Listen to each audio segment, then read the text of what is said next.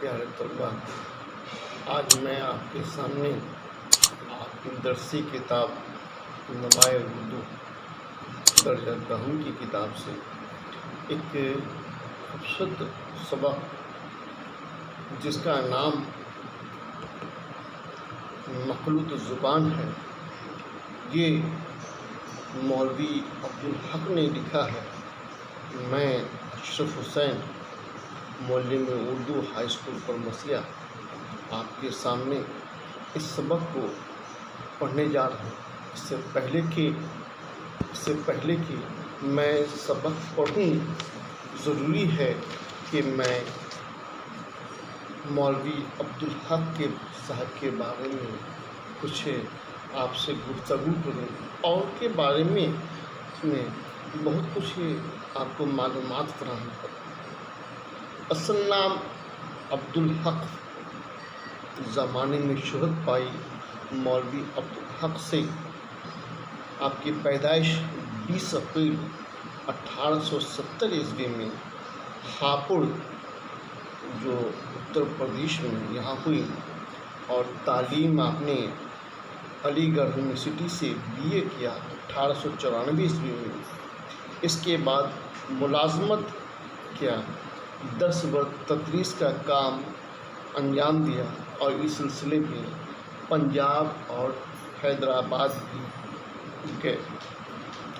عثمانیہ college Aurang آباد میں principal بھی بنے، اور بعد میں جب عثمانیہ یونیورسٹی قائم ہوا اور اس میں شعبہ اردو ہوا تو شعبہ اردو کے صدر اور پروفیسر رہے۔ حیدرآباد یونیورسٹی نے انہیں LLD کی، اور علی گڑھ مسلم یونیورسٹی نے انہیں DLED کی اعزازی دی اور اس سے نوازا۔ آزادی کے بعد آپ پاکستان چلے گئے، اور وہیں آپ کا انتقال 16 اگست 1961 عیسوی میں کراچی، پاکستان میں ہو گیا۔ 1903 عیسوی میں علی گڑھ میں ایک انجمن ترقی اردو کے نام سے اسے قائم کیا، اور بعد میں اس کے آپ سیکریٹری مقرر ہو گئے۔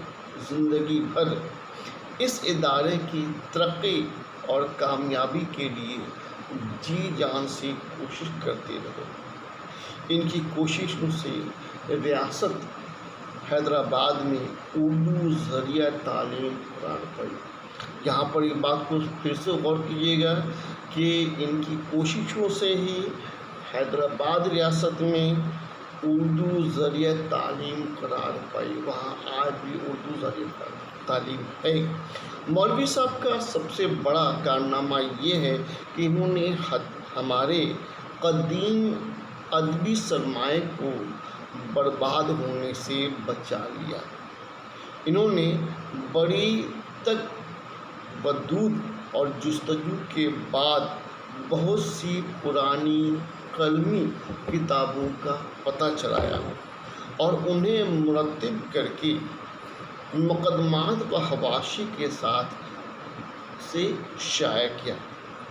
انہوں نے لغت یعنی کہ ڈکشنری، انگلش میں ڈکشنری اور ہندی میں سے شبدکوش کہتے ہیں، انہوں نے اردو لغت کی تیاری کی اور اصطلاحات سازی کی طرف بھی توجہ کی، اور اس میدان میں بھی قابل قدر کام انجام دیا۔ اس کے علاوہ انہوں نے اردو قواعد پر ایک کتاب لکھی۔ مولوی صاحب نے اپنے زمانے میں کچھ اشخاص پر مضامین اور خاکے بھی لکھے۔ معمولی لوگوں کو بھی انہوں نے موضوع بنایا۔ نور خان اور نامدے مالک جیسے گمنام لوگوں کو زندہ و جاوید کر دیا۔ طلباء، آپ کی 10ویں کتاب میں ایک اور کتاب ہے جس کا نام گلزار اردو ہے، اور اس میں آپ کو نور خان کے بارے میں ان کے خاکہ کے بارے میں آپ کو پڑھنے کو ملے گا کہ نور خان کیا تھے، ٹھیک ہے۔ تو انہیں نور خان اور نام دے مالک جیسے گمنام لوگوں کو زندہ و جاوید کر دیا۔ یہ خاکے چند ہم اثر کے نام سے شائع ہوئے۔ انہی خوبیوں کی وجہ سے انہیں بابائے اردو بھی کہا جاتا ہے۔ یہاں پر ذہن نشی کرنے کی باتیں ہیں۔ بات یہ ہے کہ مولوی عبدالحق صاحب کو بابائے اردو بھی کہا جاتا ہے۔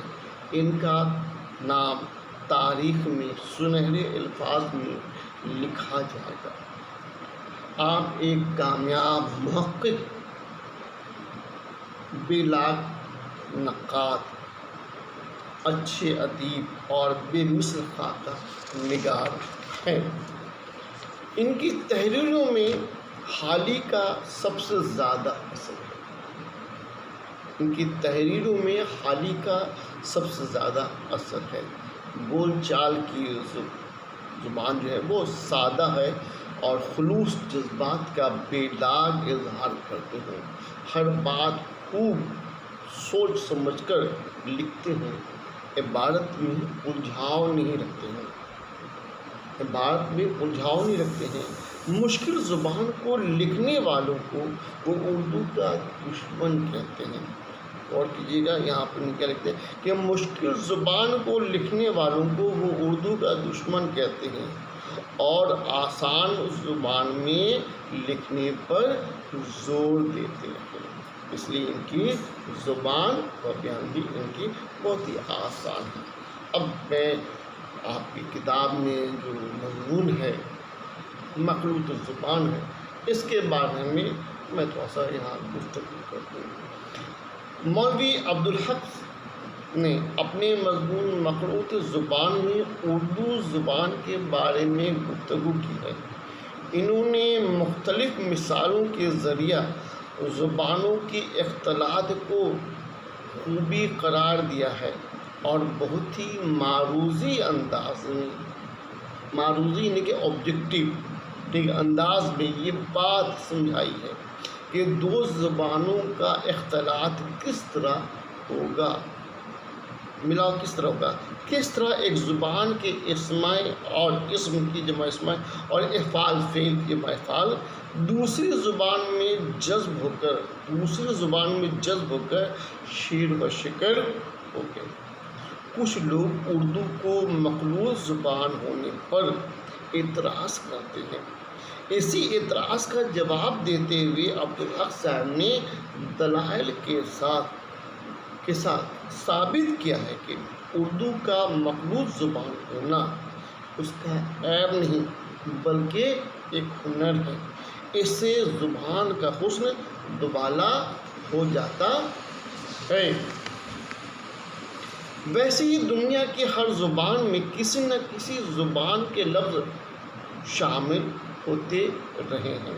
ویسے بھی دنیا کی ہر زبان میں کسی نہ کسی زبان کے لفظ شامل ہوتے رہے ہیں۔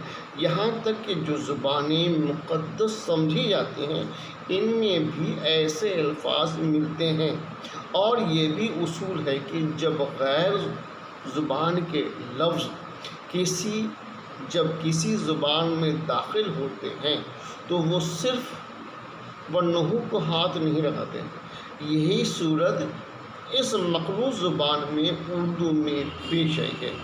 فارسی کا صرف اسم و فعل تک ہی محدود رہا ہے، پھر حروف عطف، اگر، مگر، اگرچہ اور لیکن وغیرہ مخلوط زبان میں آگے ہیں، ورنہ صرف ونحو بالکل ویسی ہی رہی جیسی دیسی زبان کی تھی، اور حسب ضرورت فارسی اور عربی کے الفاظ کو ہندی کے قالب میں ڈھال کر اپنا لیا۔ بدیسی لفظوں سے زبان بگڑتی نہیں ہے، اور کیجیے گا کہ بدیسی لفظوں سے زبان بگڑتی نہیں، اس میں وسعت، قوت اور شان پیدا ہوتی ہے۔ یہ ضرور ہے کہ اس عمل میں بہت سے غیر ضروری لفظ بھی آ جاتے ہیں، جس کے ہم معنی لفظ پہلے سے ہی زبان میں موجود ہوتے ہیں، لیکن اس کے مترادف لفظوں سے زبان کو نقصان نہیں ہوتا ہے بلکہ ان سے فائدہ ہی پہنچتا ہے۔ یہ خیال بھی صحیح نہیں کہ بدیسی لفظوں میں زبان بوجھل اور بھدی ہوتی ہے۔ غیر زبانوں کے لفظ اس نوعیت کے ہوتے ہیں کہ وہ پوری طرح دیسی زبان میں کھپ جاتے ہیں اور بالکل اجنبی نہیں لگتے ہیں۔ انسانی خیال کی وسعت بے پناہ ہوتی ہے اور ادائی خیال کے لیے وسعت تنگ پڑ جاتی ہے۔ مترادف الفاظ ایسے وقت میں بڑے کام آتے ہیں اور ادائے مطالب میں ان کی اہمیت بڑھ جاتی ہے۔ شاعری میں یہ مترادف الفاظ بہت زیادہ مددگار ثابت ہوتے ہیں۔ صحیح لفظ کلام میں جان ڈال دیتا ہے۔ مخلوط زبان میں انتخاب کی زیادہ گنجائش ہوتی ہے۔ ایک سچا شاعر یا ادیب جانتا ہے کہ کون سا لفظ کہاں استعمال کرنا ہے۔ فارسی کے میل سے لغت میں بے پناہ اضافہ ہوا ہے۔ الفاظ کے ساتھ ساتھ خیالات بھی آ جاتے ہیں۔ صرف لفظوں کا ذخیرہ کوئی چیز نہیں ہے، بڑی چیز تو خیال ہے۔ اردو و ہندی لفظ شعر و شکر کی طرح مل جل گئے ہیں اور اس سے عام بول چال، محاوروں اور کہاوتوں میں جان پڑ گئی ہے۔ مخلوط زبان میں مرکب الفاظ بنانے کی بھی آسانی ہوتی ہے۔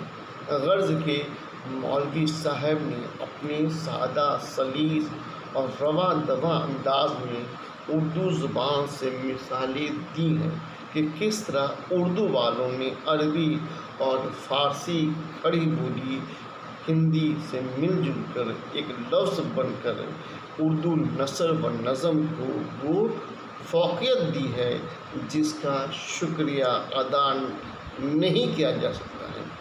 آج اس مخلوط زبان کو الگ الگ کوششیں جاری ہے مگر شاید ہی اس میں کامیاب ہوگی، کیونکہ یہ حروف و الفاظ ہر شعبہ حیات میں اتنا پیوست ہو چکی ہیں کہ ان کو اس سے جدا کرنا بہت ہی مشکل ہے۔ یہ ایک ناممکن کام ہے اور ناممکن یہ فعل ہوگا۔ اس سے کلام کی خوبصورتی بکھر جائے گی۔ تو بچوں، امید کرتا ہوں کہ آپ نے میری باتوں کو غور سے سنا ہوگا اور اس سے آپ کو جو ہے فائدہ بھی بہت زیادہ پہنچا ہوگا۔ میں پھر آپ سے ایک بار اور گزارش کر رہا ہوں کہ آپ اپنی درسی کتاب نوائے اردو سے اس سبق کو ضرور پڑھیں۔ اس سے آپ کو اور بھی معلومات ہوگی اور اس میں اور بھی اضافہ ہوگا۔ خدا حافظ۔